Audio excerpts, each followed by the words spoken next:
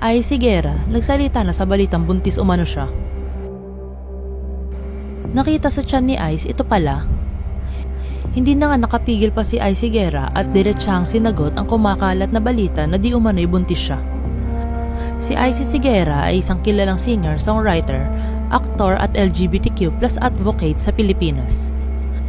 Unang nakilala na publiko bilang child star noong 1980s matapos manalo sa Little Miss Philippines segment ng Itbulaga. Mula noon, sunod-sunod ang kanyang mga proyekto at telebisyon at pelikula. At unti-unti siyang minahal ng mga manonood dahil sa kanyang husay sa pag-arte. Pagsapit ng teenager years, mas nakilala si Ice bilang musikero. Tumatak sa masa ang kanyang mga kantang puno ng emosyon tulad ng Pagdating ng Panahon na naging isa sa mga pinakamalaking OPM hits noong early 2000s. Sa pagdaan ng panahon, naging bukas si Ice tungkol sa kanyang gender identity at naging inspirasyon sa maraming Pilipino.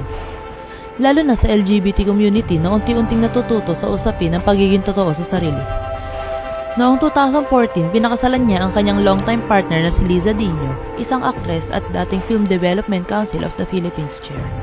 Matagal na silang masayang mag-asawa at madalas nagbigay ng suporta sa LGBTQ advocacy. Ngunit kamakailan lang ay naging usap-usapan si Ice matapos kumalat ang balitang di umano'y buntis siya.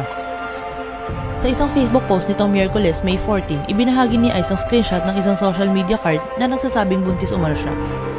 Makikita rin sa post ng caption na Ice Guerra is pregnant. Kalakip ang mga litrato ni Ice kasama ang kanyang misis na si Liza Dino. At isang larawan na ultrasound na tila nagpapatunay sa pagbubuntis.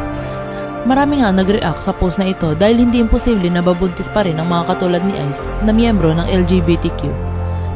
Tulad na lamang na ex-PBB housemate at proud transman na si Jessie Corcuera na proud na binahagi sa lahat na isa na siyang ina.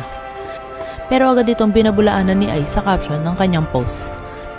Ayon pa kay Ice, hindi siya buntis at bilbil lang ang nakita ng netizens na tila baby bump. Saad niya sa kanyang post, "Hindi po ako buntis, bilbil lang po ito."